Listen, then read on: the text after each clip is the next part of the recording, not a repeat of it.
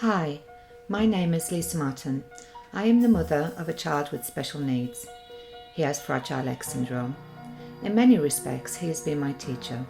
He has made me be a more caring, compassionate, better human being. What we have learned together on our journey, I have realised the difficulties and challenges that parents of special needs children face are wide and varied. During my years of facilitating courses for parents and professionals, I have met some wonderful people who have shared with me their stories of great joy and sadness, who have experienced the good, the bad and the ugly of all aspects of life bringing up their special children. I am passionate about empowering parents who are dedicated in helping their children with additional needs. You're invited to my podcast. I will be talking about all things in our special world of disability and additional needs. I will be interviewing other parents of children with special needs, as well as professionals and people in the community who are offering services that help. Sometimes these podcasts might touch an emotional nerve and upset you.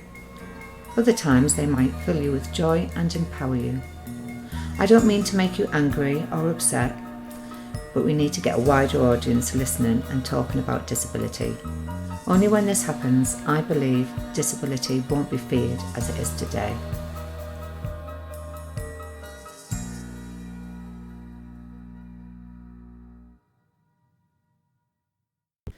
Hello, my name's Lisa Martin. I'd like to welcome Colleen to The Good, the Bad and the Ugly.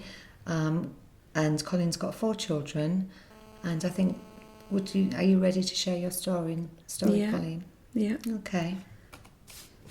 So do you want to start with Hayden came first, didn't he? Yeah. He's now 23, isn't he? He's married. He's married, and Hayden's neurotypical as well. Yeah. He's so-called normal. Yeah. I don't think any of us are normal. And then there's Sami, that's 22. She's on spectrum, non-verbal, sensory issues, behavioural problems, the whole shebang. Yeah. She's got a lot of behavioural challenges, hasn't she? Yeah. And she tiptoes, doesn't she? She does, she walks. Yeah. And I was speaking to Wendy this morning, and Wendy said she used to even tiptoe on a trampoline, and she said it was an amazing thing to see because she's never seen someone tiptoeing while jumping. Yeah, because it took me 2 years to fight to get her ankle braces.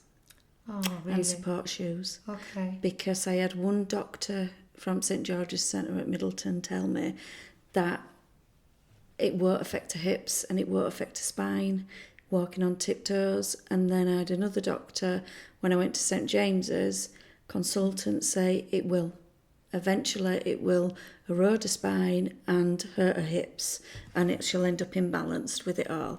Because back of her cars were like, these... Solid. Yeah, bicycles. She's on a bicycle every day. Yeah. And they were solid. They're not now. Oh, good. Even though she's still on her tiptoes, she's only about 2 inch on her tiptoes. Yeah. She was 6 inch. Wow. On her tiptoes every day. Yeah. So they're a lot better for her, and I'm glad I did. I'm glad I pushed. Yeah. But you shouldn't have to just for ankle braces. Yeah, you've had to fight for everything. Yeah, though, everything. haven't you, Yeah. Colleen? So your other 2 children, you've got Bethany, 15, and Trinity, 14, and they're both neurotypical as well. And we'll get back to them, but we're going to concentrate on Sami at the moment because Sami is really challenging, and you've had to fight for everything for Sami as well, haven't you? But you believe that Sami's autism diagnosis came not long after she had chickenpox, but it was more complicated than that, wasn't it? Yeah, it was Dr. Broughton that I took her to, an old doctor, and she said she had chickenpox with a secondary infection. And the infection, I took her vest off one day and her skin just came off in clumps. All you could see were her flesh and blood. Oh my God. That's all you could see. That must have been so It was scary. all under around there, and it was just flesh and blood. Yeah, I took her straight to the doctors, and she said, don't put calamine lotion on, don't put a vest on, leave her naked, let it dry out. So I went home, did exactly what she said. But then 6 months later, my nephew got rushed in, who's 6 months older than Samantha, with exactly the same symptoms. He went to the doctors and they rushed him into hospital with suspected staphylococcus, and left untreated can cause brain damage if they don't have intravenous antibiotics. And that's what they did with him. And you believe that that's what Yeah. she had as well, Yeah. didn't you? Yeah. And then it wasn't that long. Well, that was about, she was 6 months old, wasn't it? No, she were older than that. Okay. She were over a year old. Okay. Yeah. But then not long after She that. had the MMR injection. Yeah. Yeah. And then you were saying to me about the MMR injection that usually doctors are advised not to give it to children who had a high temperature. The little red book we've got of Hayden and Sammy's, when you look in it, it doesn't say anything about if they've got a temperature, if they've had a cold within 2 weeks, they can't have it. But it does in Beth and Trinity's now. So that's how I know, because I've got 4 red books, but 2 of the older end and 2 of the younger end. Yeah. And it says in Beth and Trinity's now, if prior to 2 weeks of having it, if they've had a temperature, they can't have it, because they're putting 3 live vaccinations, 3 lives infections into your bloodstream. And that's what I read on thing. Yeah, it says 2 weeks, they can't have it. Yeah, and I know you suffered a lot of guilt, Yeah. didn't you? Because you blamed yourself, and you know it wasn't Yeah, because I should have just taken her straight to casualty. But you should be able to believe a professional. You do. Yeah. But it's same as this new thing as well. 5 minutes is not enough. Yeah. And going into the doctors, I know this is something going off scale, but going into the doctors and you can only go in for one ailment at a time. That's crazy, isn't it's it? pathetic. Because some things are interlinked. Yeah. As well. My doctors haven't been like that as yet, but I've heard other doctors, they say that they're going down that route and it's pathetic. Yeah, it's not good enough, No. is it? So bless you. That must have been really scary. And then not long after that, she did get the diagnosis of... 24-month-old of autistic spectrum. And you were telling me that she did always say mum and dad, didn't she? She always... I remember because I went and I were doing night shifts, and this particular morning she were in a walk-up, bottom of the stairs, bouncing up and down, looked up going, mum, mum, mum. And I said, I'm sorry, Sammy, I'm tired, I've got to go to bed. Yeah. That's the memory. That's the only memory. Because you were working hard. Yeah. Because I used to do 6 nights a week. Yeah. So I always remember her at the bottom of the stairs shouting, Mummy. Yeah. And so that's how I knew. But it's not like a typical autistic story. She never spoke and spoke and spoke and spoke and then all of a sudden stopped. She's always, even now, if you ask her, she'll say mum. Oh, okay. Or she'll go, it's difficult for her to say it, but she'll go mum. Right. But she'll shout for mum when she's poorly. And I'm not there. And that's when you know. Yeah. Yeah. But if you ask her to say dad, she'll go, dad. You know, as if it's hard to come out. Yeah. But she'll say it. Oh, bless her. So she got into school, and when she was younger, well, even now you were saying she hasn't got any self-awareness and no sense of danger. She used to be a runner. So she's not so much a runner now, but if she wanted something, she'd she's on a go mission for and she'll it. get it. Yeah. She will, yeah. And then was it secondary school that you had a lot of problems and she wasn't... It were the last 2 years of school. Right. The last 2 years, because Callum used to be Sammy's special autistic teacher, and he were absolutely brilliant. They had the PEC structure and everything in their picture exchange communication, and that's what they used to do. But we never got told. I knew there was something different about Sammy, and they'd totally altered. They'd got rid of Callum. Right. Because I'm assuming it's to do with money. They've saved money on a specialist autistic teacher. Right. And she got put in a mixed class. Oh. And a lot of change of routine. Yeah. And that's when she was coming home and she started being very aggressive towards me. But I kept asking school, why is she being like this? Can you give me any information? And they kept saying, no, everything's fine. She's lovely at school. But then I had parents also telling me when they went in to pick their child up on several occasions, Sammy was laid on a red suite. But I do remember now, actually, that one of the teachers saying to me that is her favourite seat. Right. What did she do all day laying on this sofa? Laid across the red sofa watching DVDs. So they weren't giving her any No. attention. They weren't. Even if there was, it wasn't enough Yeah. And that's why stimulation for her. Because she was really happy, wasn't she? Yeah. And then she was wasn't. really happy with the last 2 years. Yeah. So the only thing I can think of is because she's got no structure, no routine. They've taken it all away. Yeah. And just put her in it. But that didn't just happen to Sami.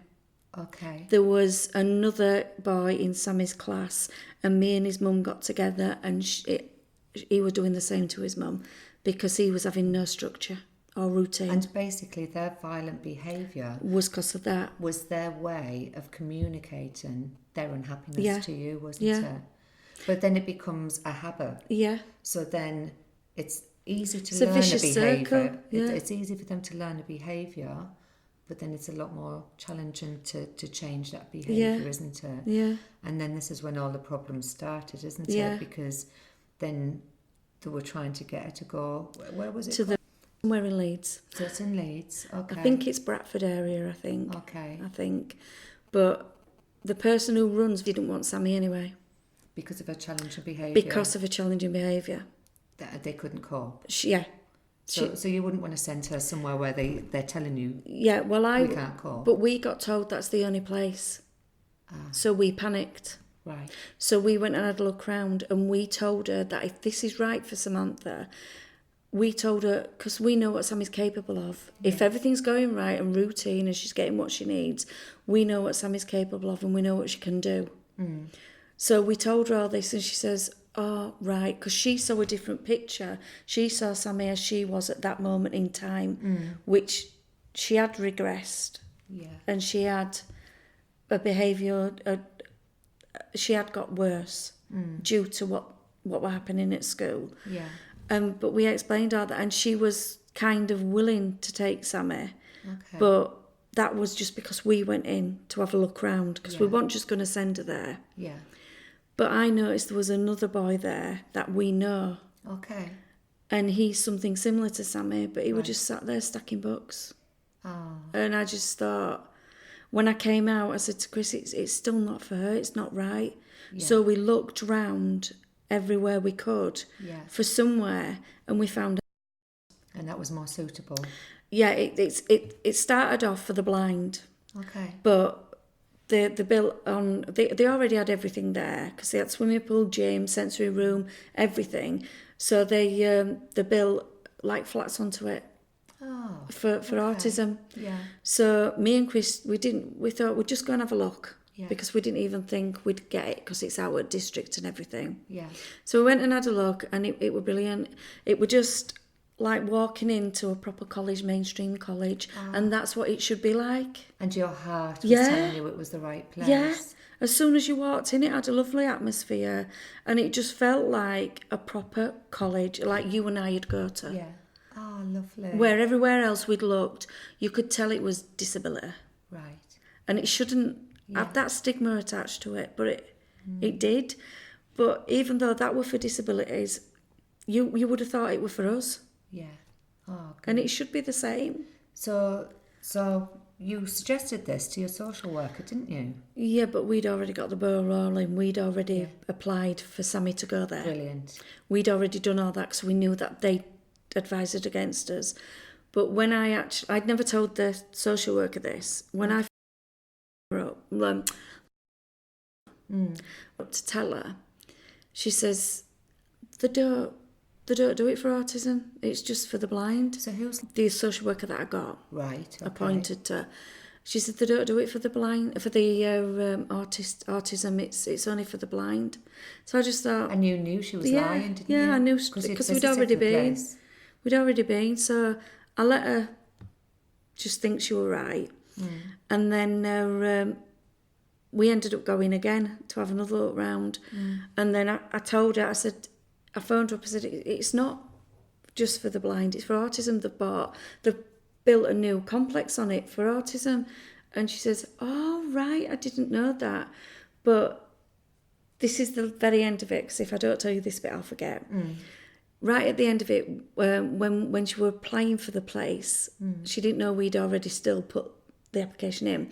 She was applying for the place for us, Or she says, don't worry, if you don't win, she says, we can always go to appeal, because I've had people go to appeal here before and I've won. Right. But she told me it wasn't for autism right at the beginning. Right. Okay. Do you get what I mean? Yeah. So that confused me when I got off at phone, but I still needed her on side. Yeah. So I couldn't... So you couldn't trust this person, No, but you but had I to had rely to. on her. Yeah. Oh, what a difficult situation to be in, because you're stuck between a rock and a hard place. And then the night before we were supposed to go, there was me, Chris.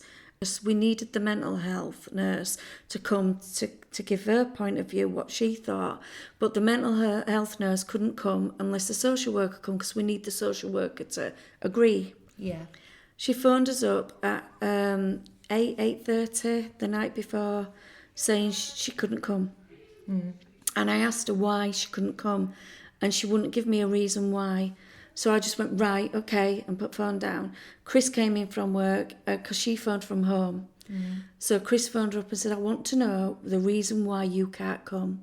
And she more or less told Chris that if she does, she's not got a job to go to. Her bosses have threatened her.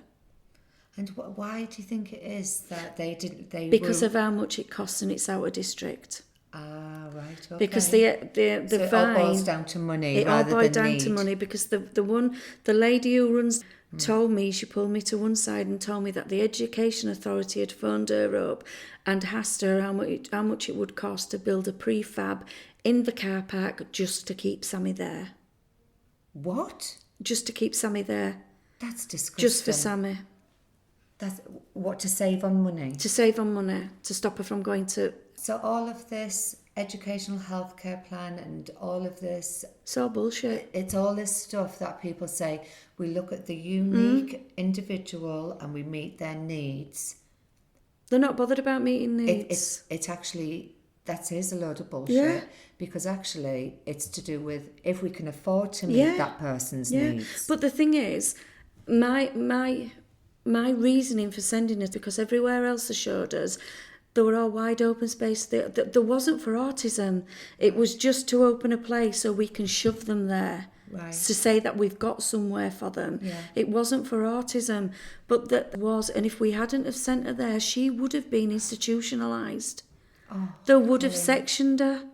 Yeah. They would have sectioned her, because I were getting to a point where I did end up getting scared of her. Yeah. I did feel scared of her, and then in the end I said to myself, if you are scared of your own daughter, who's going to look after her? Yeah. Because she was attacking you. Yeah. On She a was regular pulling my hair basis, out. wasn't she? I could hear my hair pop out of my head. Yeah. One day I got up and all my arms were swollen from trying to stop her from getting me. Yeah. A door's still in two pieces, like The Shining. Yeah. Oh, really? Yeah, I've still got holes in the walls upstairs, and that year she knocked herself out unconscious 5 times by headbutting concrete. Oh, my words. Oh, Colleen. And I were asking... This must have been devastating. I was for under you. cams 3 times. Yeah. And they didn't do a dicky boo. They didn't do anything. Apparently Chris phoned my social worker. I can't remember her name. This was a different one. This was before. And he phoned her up to tell her that he thinks I'm going to commit suicide. Oh, Colleen. I didn't know I were that bad. This absolutely breaks my heart. I didn't know I were that bad. And she come, sat and had a cup of coffee, and then I clicked why she were there. And I went, hang on a minute, why have you come? And then I went mad with Chris when she went. But she said... But he was worried about you. Yeah, but that at the end of it, she said, I'll do this, this and this. When we never heard a dickaboo from her, Chris phoned up. As soon as she walked out of our door, she phoned in sick. I think I'd done something to her. She went on sick. What? With depression. Oh. She went on sick with depression. Never heard from her. Right. Nothing happened. Well, this happens quite a lot, actually, because we're kind of passed from pillar to post, and we're reaching out and needing support. Yeah, I can understand why people with kids with learning disability, like there was one, for instance, in Cornwall, and they said she lived in a flat, and they said, oh, we only saw her the other day, but she killed herself and her daughter, and I can understand why they do it. Yeah. I totally have the utmost respect for her, because I feel but I feel sorry for her, because I bet she were crying out for help. Yeah, and it's just not there, is No. it? Oh, Colleen. No, it's supposed to be all there. It's all there on paper. Yeah.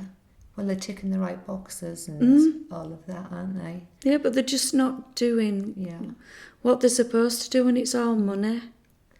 That's devastating, isn't it?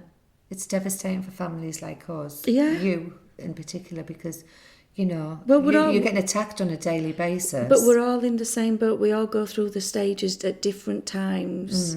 Yeah. Yeah. And it's like the inevitable is going to happen at certain stages. Yeah.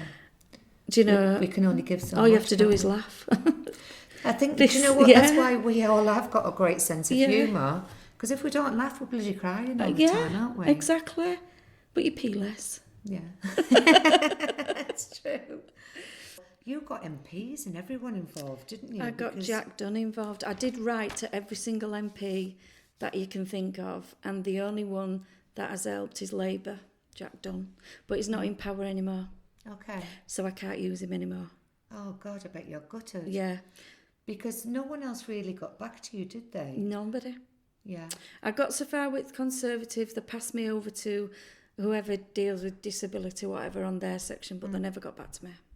Right. Okay. So again, you're reaching out. Yeah. And the door's closed in your face. Yeah. And none of the other political parties, because I wrote to every single one of them, none of them got back to me. Wow. There That were says only a lot. Jack Dunn. Wow. And what did he do to support you? He wrote a letter straight away, and that was the first time. And the second time, when nobody was getting back to me, he had just come off holiday, and he phoned me up straight away on my mobile. And he'd just come off the plane because he'd read my email. Oh, wow. That's amazing. Yeah. Oh, so you did get some support at last. From him. That doesn't even... Well, he did know my situation after he read my essay. Oh, brilliant. Well, I'm glad he pulled his finger out. So tell me about the education. We're still trying to stop this move. Well, they asked about... we had a meeting to go to, but we got stuck in traffic. We couldn't go. So I was there. The lady from Education Authority was there. Our social worker was there. I think it was held at... And we was late to pick Sami up as well because there was been an accident on... Because we were just coming. That's it. It's because they were supposed to see us, to come with us, and they didn't come, but we still went. That's right, yeah. We still went, and then on the way home, we didn't make it back to the meeting because we were stuck in traffic due to the accident. So they all had the meeting, and I'd already thought, if I don't get this for Samantha, then I am going to the papers and I'm going to take it further. Yeah. I told him that I've already got an MP involved and he's on my side because of everything that's happened, because they just lied to me. Yeah. They lied to me left, right and centre. Yeah. So all your trust in professionals I don't trust have them gone whatsoever. complete. Well, you ask a social worker, even the social worker I've got now, she's nice, I've got nothing against her. Yeah. But you ask her what's available for Samantha now, she hasn't got a clue. Right. She doesn't know. That's not good. So what does she do then? Exactly, that's what I'm saying. If they can't, they're supposed to be there to tell us what's available for our kids. Yeah. If they don't know, how do they And expect they're supposed us? to support you as well, Exactly, by the way. yeah. But I've never had any support. As soon as they walk in and they say, I'm your new social worker, I'll just say, I don't trust you. Yeah. Well, you haven't had a good experience with any of them, have you? Only Laura Maguire. Tell me about Laura. She were only young. Oh. She were lovely, really nice, and she's the only one, because I never phone them up, because you don't get anywhere and there's no point, because you might as well conserve your energy for your kid. Yeah. There's no point phoning up and complaining, because we've tried, well, we've not tried, but we went through CAMS and everything 3 times in 5 years and nothing happened. So, but Laura, she's the only one that phoned up and asked me, she says to me, you never complain. Can you just tell me? I just want to know if you're all right. Oh, bless her. And she's the only one that And did that came from the heart. Eh? Yeah. And you know what? For parents like us, sometimes that's all we need. Yeah. We just need to know that someone's thinking about Yeah. us and someone actually cares. She were really nice, and she loved her job. You could tell she did, and she were doing it for the right reasons. I'm not saying the others are, and I do know that they are. Everybody has got a budget to work to, but you don't get lied to. You should be told what's available. Yeah. If you want to try and fight it, the social worker should let you try and fight it. Yeah. But they don't. There's no transparency, No. is there? It's very secretive. Yeah. And there's not a lot of signposting. No. And that's what we need. Yeah. Because we're dealing with challenging children. We need to know which direction we can go in. Yeah, And the exactly. right direction. Because it's not just my child. I can't understand why they're so quick to institutionalise them. To put them in these. And this terrifies me. But the thing is, it's the wrong situation to start off with, because most of them can't see the families. Yeah. And it's like throwing the key away. Yeah. And they cost hundreds and hundreds of thousands, a lot more than what they would just sending them to end for a year. So I don't get why, because it's just out of district, they're arguing. Yeah. It doesn't make sense, Well, does it? that were my argument as well. Yeah. Because I wrote a big essay down and I told them all that. I said, she's going through a lot. She needs structure. She needs... This has got everything she needs. If you send her to a place... I said to the lady, no disrespect to the... And she went, no, I'm all for you. Yeah. In front of them all. So she understood. Yeah. Because she even said to the educational lady, I didn't want Sami in the first place. So why the flogging a dead horse then, basically? Because it's cheaper, and she's in Leeds district. All to do with the money. Yeah, and she's in Leeds. But can you imagine if the lady had said, you can build a prefab in the car park wasn't big enough as it was, but you can build a prefab in the car park. So it'd have been a room like this, and Sami would have been there all day. Oh no, it just doesn't even bear thinking about, Colleen. She might as well have been institutionalised. Yeah. Because that's what it would have been like. And then when they do get institutionalised, I know families have been fighting for years. They can't get them out. They can't get them out. And sometimes... I'd bomb the place and get it out. They're miles and miles away, and the family can't visit. Go to see them. Or they can't see them, or it's a 5-hour drive. It's torture. That is torture. It's just not right. That'd kill me. Yeah. And I bet... it would Sami as well. Yeah, it would. Yeah. She'd probably attack me at first day she saw me, thinking... Yeah. And she'd do right. Yeah. Because she'd want to know where I'd been. Yeah. Oh, it's wrong what they do. Yeah. And you were saying one day Sami was on the rampage, wasn't she? So you hid to protect yourself. Oh God, I'd done that 3 times. Yeah. I used to hide under the stairs and lock under the stairs door. Right. And then it were like, I can laugh about it now because it was like something out of a Benny Hill show. Oh, darling. You know, when they're running away from the person that's, well, it's normally Benny Hill that we're going to go get them, wasn't it? What, diddly-doo-doo-doo-doo. Yeah. We used to do that, but there was we had swimming pool outside, and I had to go out because I had to protect Beth and Trin as well. Yeah. Which at that point she'd never touched Beth and Trin. Right. It were only me she wanted. Yeah. And I went to the patio doors, and she were about to run round pool because Beth and Trin were at the other side of the pool, and she just looked up, saw me, and just came darting for me. So I went back under the stairs again, locked the door, and the very last time this happened, I were absolutely full of cold, and I were trying to phone Chris up, but I couldn't get no signal. So I had to phone my friend up. She's elderly, but since my mum passed away, she's become like Bethany and Trinity's grandma, and like a surrogate mum kind of thing. And I had to phone her up. And I eventually phoned her up, and she phoned Chris up, and Chris come home. Twice I had to phone him home from work, because it wasn't the fact I couldn't cope with her.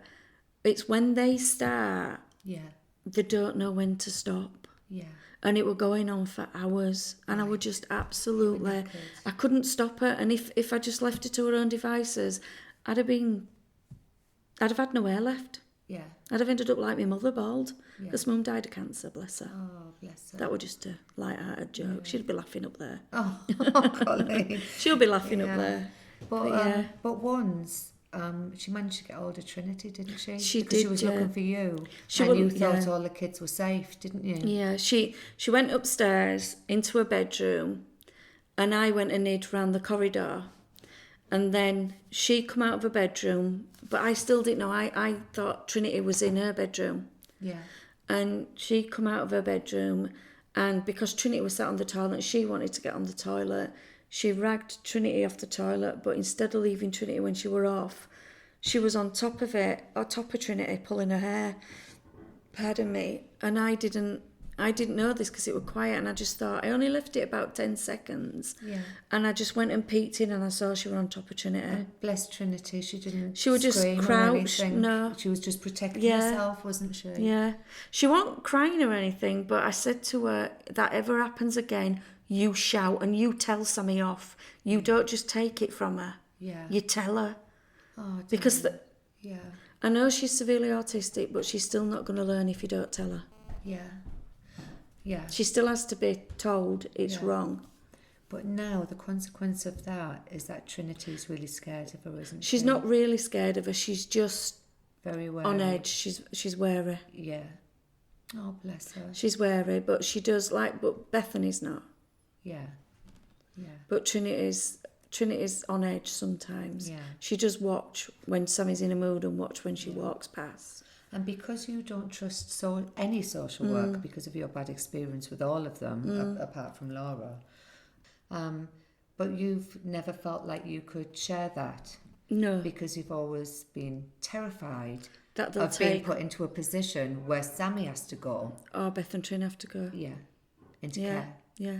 And that's an awful feeling to not trust. And We once, I don't think I've told you this bit, but we once we went to the doctors because Sami had, if she had a urinary infection and she had antibiotics, she always got thrush. Right, yeah. So we went to the doctor were lovely about it. She had thrush, and he said, there's nothing there, I can tell there's nothing there, but I just want to make sure, so I'll send her to casualty. Yeah. A&E. So he phoned up in front of us and he says, there's no sign of sexual abuse, everything's fine. I just want her to be checked out. Well, when we got there, we had this young doctor, female doctor, no bedside manner whatsoever. And you could tell, I could tell, but I lied because I didn't want Chris to think, because he felt awful. Because he says to me, Colleen, I'm going to go put some more money in car, but I can tell you now when I go, they're going to ask you if I abuse her. Oh my God. Because she had eczema. Yeah. But not bad. Yeah. And all she had was a little red mark, Yeah. like dry skin mark, just there at top of the thigh. Right. But you can tell she's... I get eczema there, actually. Yeah, because it rubs together. It's a really common place to get eczema, actually. It rubs, unless you've got really skinny legs, it rubs together at top of your thighs. Yeah. And as soon as he went, the doctor did that. And I says to her, I'm not being funny, love. I said, but I look after this lady 99% of the time, so if anybody's going to abuse her, it's going to be me. Because he's at work full time, I were at home full time, and I was watching her full time. I said, so if anybody's going to be abusing her, it's going to be me. But I said that, put myself in firing line. She just went, all right. Right. She wanted a badge. Yeah. But the thing is, just because, and I know this sounds crude and I don't mean it like that, but just because he's a man with a thingamajig doesn't mean to say, because I'm a woman with a thingamajig, that I can't be abusing. Yeah. Yeah. So why did she just assume it was Chris and not me? I don't get that neither. Yeah. It's a scary thought, isn't it? And that must make Chris feel awful as well, that he's going to just be looked at in a certain light, be judged. He's also had the police called on him. Has he? He's had the police called on him. He took her to a park because he'd just dropped Hayden off at karate. All she did was pull like that. And he phoned me up and he says, Colleen, there's a young couple. And he says, I swear to God, police are going to come. And I went, just walk over to them and tell them. He says... Which Chris wouldn't. He's a very shy gentleman, isn't he? He's not like that. But a Black Mariah turned up, a police van turned up, dog van turned up, all in front of a coffee shop, glass-windowed coffee shop. Right. And they held Chris and got hold of Sami. Oh, my God. And Chris went, yeah, with that young couple that phoned you, want there. But the thing is, what I'm trying to say about both of them scenarios, not one of them was complacent or nice, or even the police didn't say, oh, it's all right, don't worry about it. They just went, because Chris tried to make a joke out of it, put her in back with dogs, she'll love it with dogs, and like that. And that they didn't even really speak to Chris. So they're accusing him before they've even heard the story, and you know, Chris is just trying to protect Sami because she's a runner. And which, in one respect, it's good that people are still on the lookout. But it would be nice if the police had a bit more nicer communication and a lot more and the training doctors, as well. Yeah, and the doctors, because there's no bedside manner anymore. There's not, because I complained and I wanted a meeting about the one at the hospital. Yeah. Because that weekend, I don't know how it goes on if people abuse the kids, what happens. That weekend, me and Chris hid the police because police were going past our house. We shut all the curtains and we sat in the dining room with Beth and Trin and Sami and in the corner crying our eyes out thinking they were coming to take them.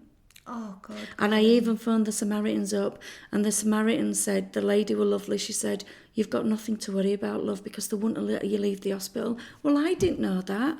Yeah.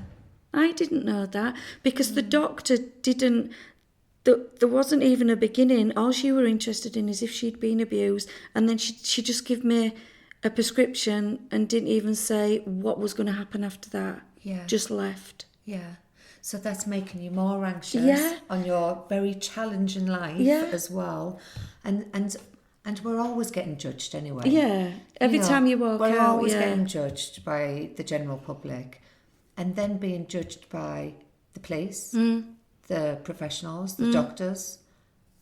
I mean, it's See, awful. I wanted to It's write awful. a letter to the police to tell them at least one of them could have just gone up to Chris, which would have made it 100% better. We're really sorry, but you do realise we have to come out, and which I totally agree, and investigate these situations, which I totally agree they do a good job, but just communicate. Yeah.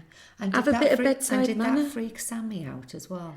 Yeah, and Chris didn't take her out for ages afterwards. He was too scared. Because he was scared? Too scared. He wouldn't take her out. And he doesn't like dealing with any creams or anything anymore. Yeah. Oh, bless him. So it's kind of made him frightened to care for his own daughter in the way that she needs, because she's not able. If that doctor had dealt with it differently and been nice, more supportive, and just talking to us at a bit of bedside manner, and if the police had just been, don't worry about it, we can tell, because one of them did say to him, well, you can tell she's not right, something like that.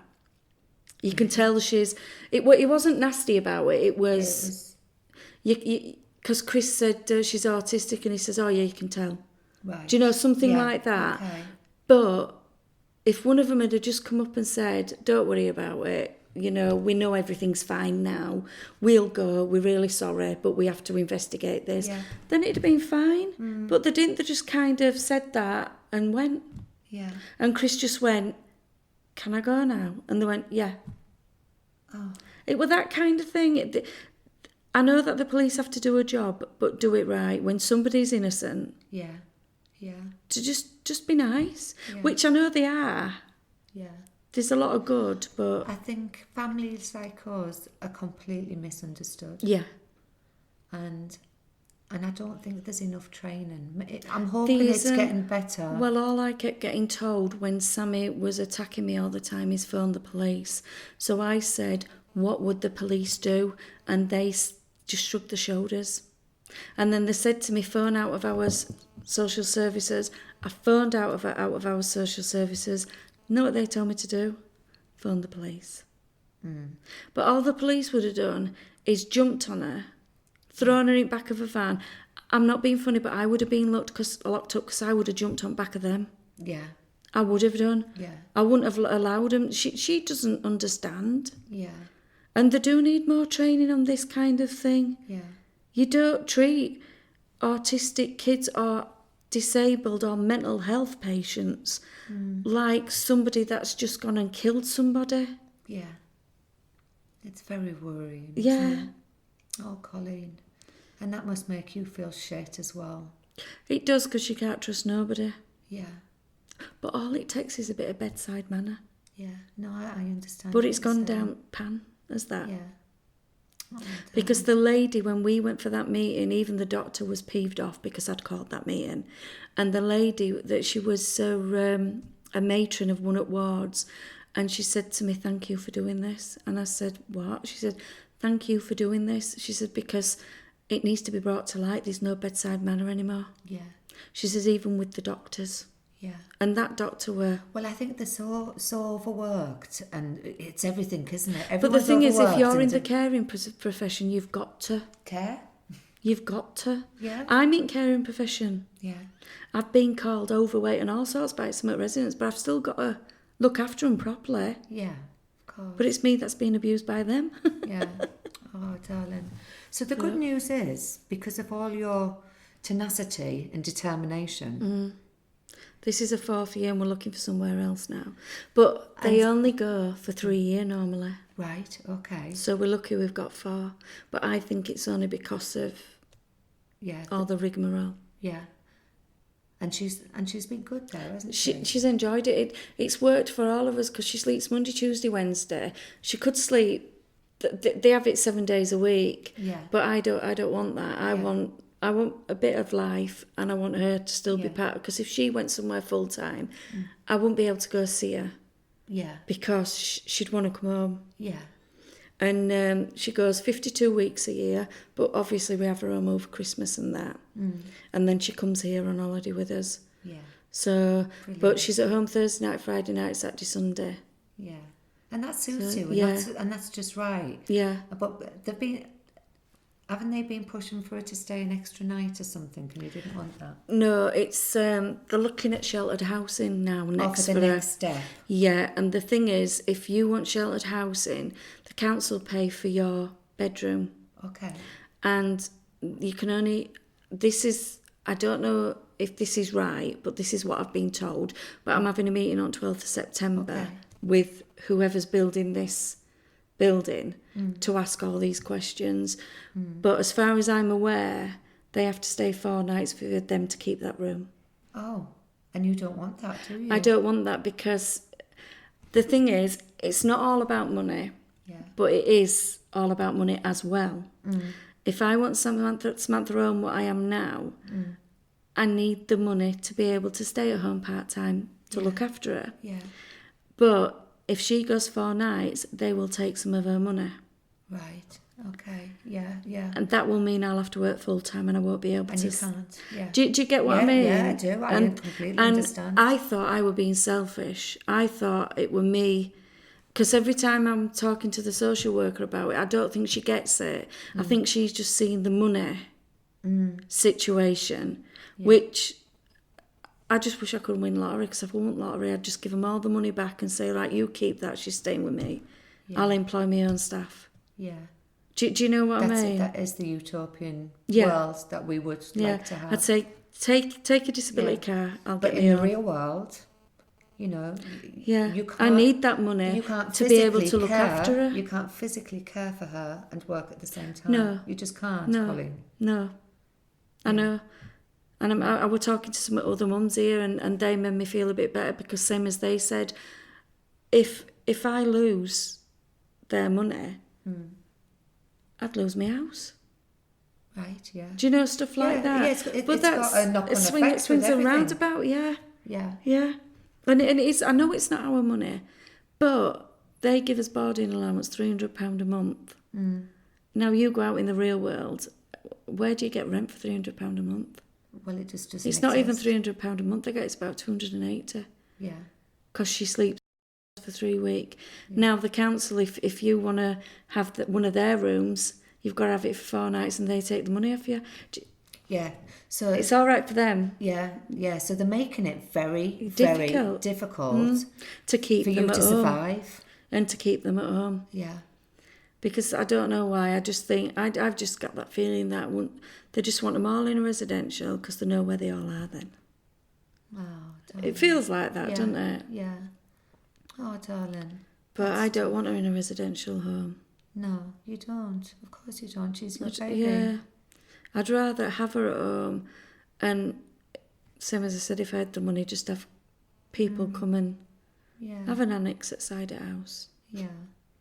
So, this is so sad, because it just means we're constantly fighting all the time on a very challenging life, And everything's a fight all of the time, isn't it? Yeah. I used to get told I look young for my age. It's only these last few years since it all started. I just feel... Yeah. And you've got health implications, haven't you? Well, Chris had a stroke. Right. And I do believe it's all to do with... Stress. It's all brought on by stress. Yeah, of course. Yeah. He's had a stroke. And then I had to go for an MRI scan because I just kept passing out. And the doctor, when I went to the Shire Hospital, said to me, she thinks it's the main blood vessel in the back of my neck that keeps closing up and not sending enough blood to my brain. It's when I'm stressed. Right. And these past 3 and a bit years Sammy's been going outdoors, I haven't had a stiff neck. Right, yeah. And now I'm looking for 'Cause you everywhere can else. breathe a Yeah. bit. But now I'm looking for everywhere else. Yeah. My neck's gone all stiff again. Yeah, because it's coming to the end where it starts again. I just doesn't don't it? know what's... You must be so worried, are you? I'm scared, yeah, because I just don't know what's available. Yeah. And none of the social workers are signposting you and helping you. And... The only thing she's doing is this Asphere that are building 3 sheltered... They're like building 3 bungalows with 3 bedrooms in each, and they're all interlinked at Armley, and Asphere are doing it, and this is the only one she's done. She said that is available for Sami. So what would that be? Is it like assisted living? Or... Yeah. Right, okay. Yeah. Yeah. And I think that's the place where they've got to go for 4 nights. Right. Oh, God, Colleen, good luck with all of this. I know. But the thing is, even when she's gone to college, you have to apply every year. It's not like a so-called normal college where they know They they're don't going... make it easy, do they? No. Yeah. Where they know they're going for 1, 2 or 3 years. Like with Sami, I've had to apply every year to do it, and they've not told me till beginning...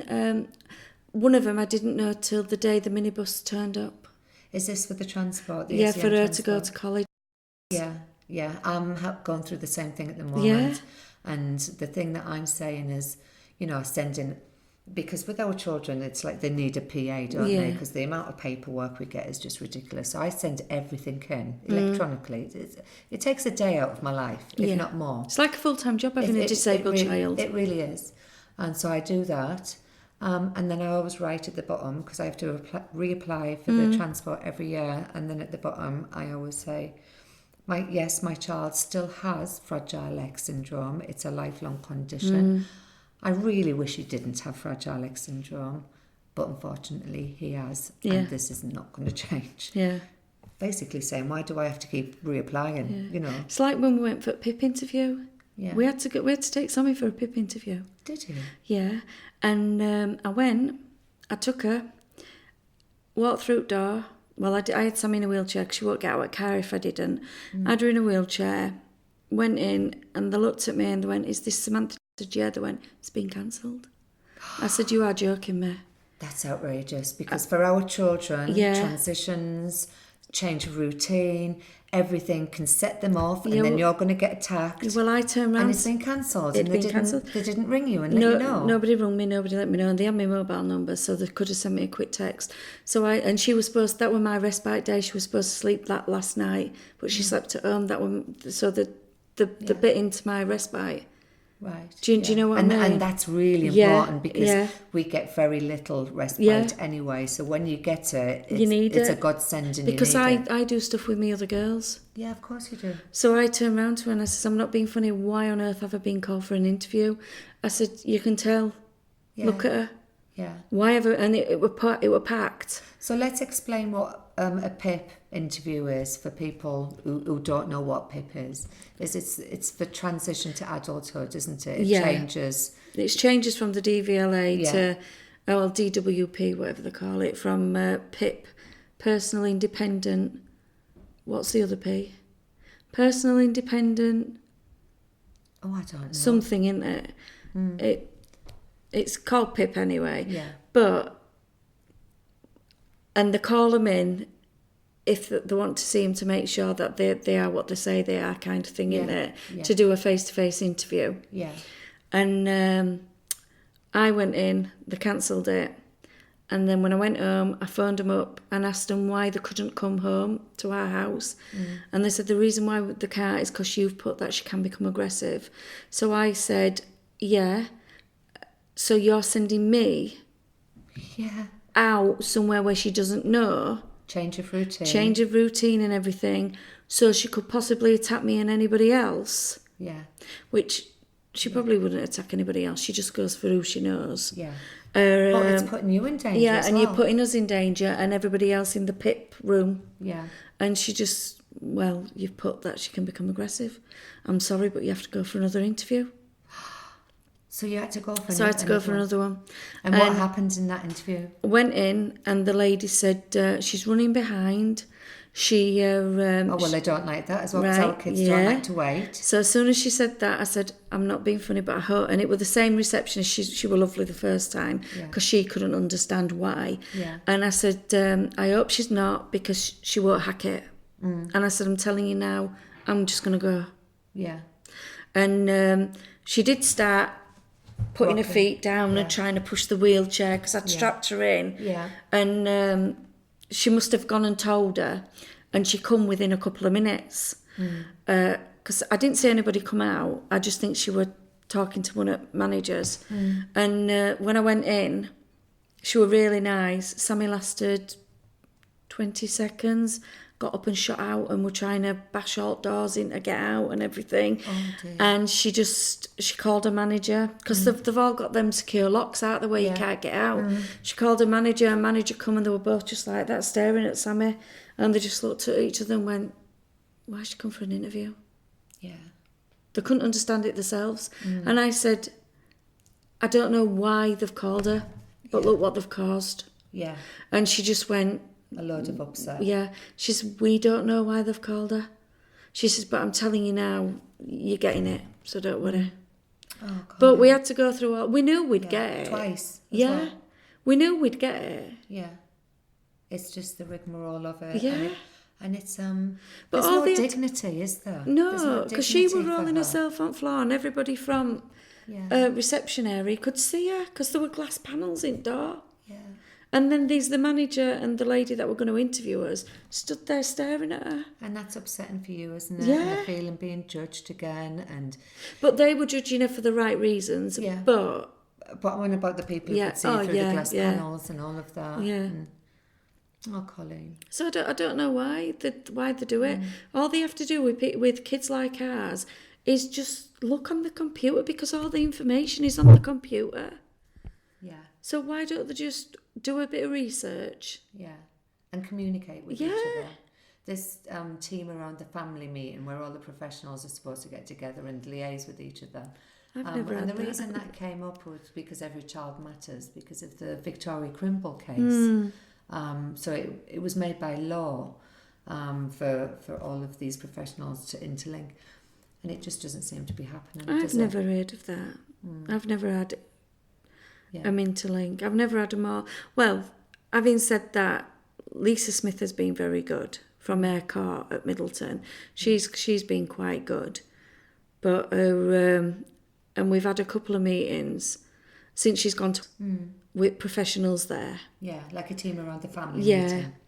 but before that, nothing. No. And I'm almost positive that once she finishes, it won't happen. I bet you're terrified, are you? Yeah. Oh, Colleen. I just want somewhere like... There should be somewhere, once they finish high school, and they should be there... Because I was talking to a doctor, and she was telling me that Leeds, this was 2-3 years ago now, that Leeds are in for some money. And she's asking parents what they think the money should go on. Right. So I said, why don't they build a building somewhere in Leeds like... So then when the kids leave school, they go there, but they go there for the rest of their life. And if the parents want them to go 1 night, 2 nights, 3 nights, whatever, how many nights, they will accommodate it. Yeah. Whatever respite they need, they will accommodate it. Because I'm sure to God that a lot of parents would do like shared care like they used to do. Yeah, yeah. I'm sure they would. That I'm makes sure. sense. Yeah, I'm sure half of these parents do not want their children in residential full time. Yeah, yeah. Because that could even save money in the long run. It would save money in the long run. Because there could be room shares. Yeah, because what they could do, there's even a field where we live, and what they could do, they're across road from each other, so you could build a tunnel underneath. One could be where they live, one could be where there's swimming pool and everything. You could even have your own little shopping centre to try and integrate them into, like going to the shops and before you actually took them to the shops, so they know the environment. That's a brilliant idea. I know what I want to do, but I ain't got the money to do it. If we all win the lottery, we need to set something up. Just like so it's got centre room, swimming, jacuzzi, gym, everything there, little shopping area. Yeah. And so but the flat's on the other side, so they look as if they're going somewhere instead of staying in that environment. Yeah, because it's giving them independent living skills, isn't it? Yeah, and if it's a walkway underneath the road, then you don't have to hold the hand, they can just be independent. So we've got the vision for these type of things. This is what I told her. Because we've got the need. Yeah. Yeah. But the people who are in the top making the decisions, they haven't got a clue. They haven't got a clue at all. They haven't got a clue. Same as that person that said that he was going to sack if she went and had a look around, which I think that's awful. But how could you say that to somebody? Surely she... Apparently he said to her, don't take that family round. But at that point, they didn't even know we'd set the ball rolling and done it. So I'm not But thick. good for you, Colleen. You did it. Yeah. And you're a proper tiger mummy. I wasn't going to sit Sami back. is very, very lucky to have you and Chris as her parents. And I mean that. You know. Yeah, I feel sorry for the parents that haven't got it in them to fight or haven't got the capacity to fight. Yeah, you're absolutely right. Because these kids just get shit and done. Yeah, and it's just so upsetting. And I worry about this all the time for my child because he's young at the moment, and I don't know which way it's going to go. But thank you so much for sharing your story. You're welcome. Thank you. Sorry for going on. No. Do you know what? I think everyone needs to hear the type of things that we're going through. And thank you for being brave and sharing that. Thank you. You're welcome. Thank you for taking the time to join me today.